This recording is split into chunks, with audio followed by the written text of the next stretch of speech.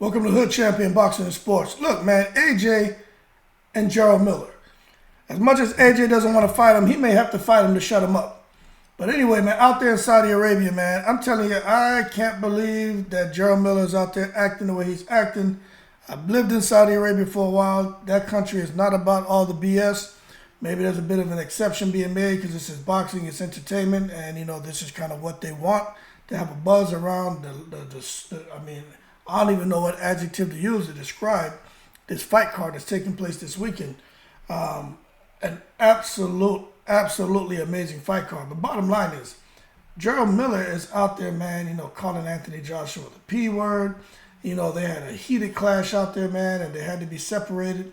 And Miller, who's 35 and AJ's 34, you would think that these guys would not act the shoe size, but AJ is being brought into Miller's world because he wants to stand up for himself and, you know, and let Miller know that, you know, whatever you think I am, one, is I'm not that, and two, you don't know me.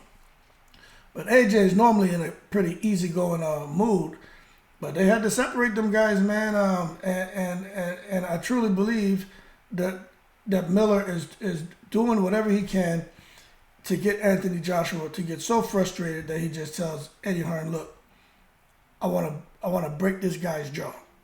And I can't go out here outside the ring and punch him in the mouth and get myself in trouble.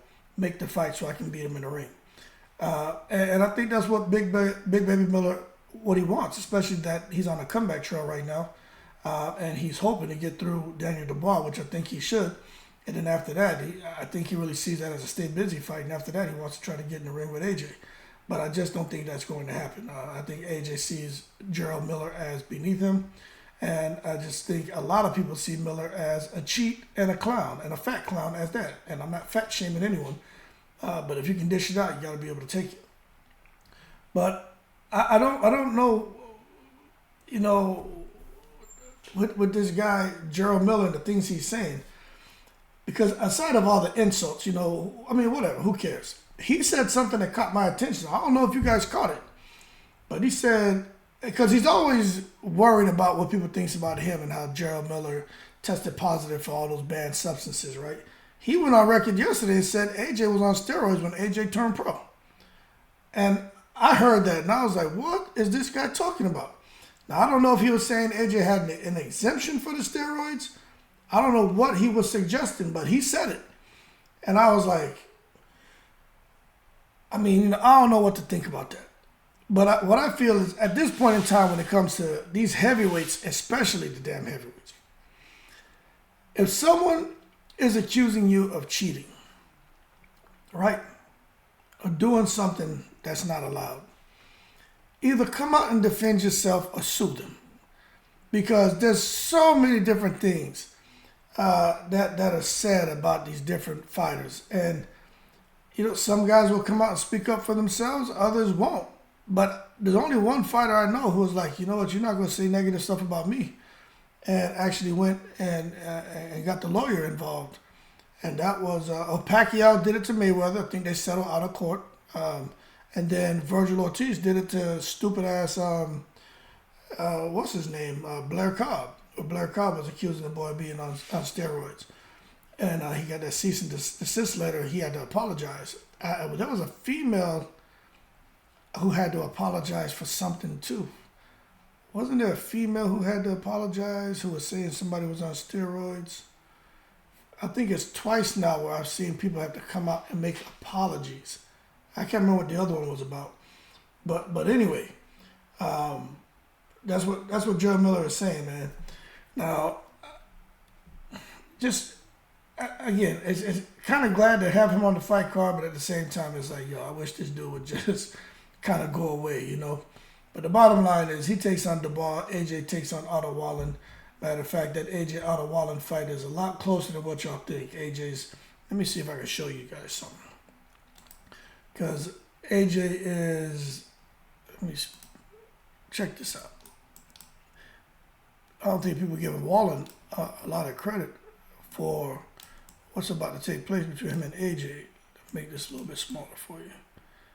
All right. So you got AJ and you got Wallen. AJ's 34, Wallen 32. As far as fights, AJ 29, Wallen had 28. Wins, 26. They both have 26. Losses, AJ has 3 losses, Wallen has 1 loss. No contest, AJ 0 no contest, Wallen has 1 no contest. Knockouts out of 34 fights, AJ has 23. Out of 32 fights, Wallen has 14. So some people saying Wallen's pillow-fisted, and they're saying Joseph Parker's pillow-fisted, so AJ shouldn't have to worry about getting knocked out, and Wallen doesn't have to worry about knocked out. But if you look at the size of these guys, AJ 6'6", Wallen, hey, let's just round up, 6'5.5", he's 6'6". And weight-wise, there's a difference of about 12 pounds, about 12.5 pounds. AJ's 250 pounds, Wallen's 237 pounds. And when you understand the significance of this fight, it's not the weight, it's not the knockouts, it's the fact that AJ is facing a southpaw. And I just think that could present some serious problems for him. But nonetheless, a lot going on out there in Saudi. It's pretty entertaining. And at the same time, man, you know, I'm watching that. I lived in Saudi, I'm going to tell you again. And I'm like, man, I pray that these guys don't go out there and start acting the fool. And somehow it gets physical and, you know, there's damage to the property out there. Oh, my God, man. I tell you, somebody going to leave their man without a foot. Somebody going to leave there without a hand. Forget losing the fight. They're going to lose an extremity. They better not go out there and start fighting and acting stupid in Saudi Arabia. That is not the place for the craziness, and especially if they start getting disrespectful and, you know, the emotions take over and it ends up affecting some of those people who are behind organizing that event. I'm telling you right now, that's not the place for the shenanigans. Y'all keep cool. I'm in the breeze.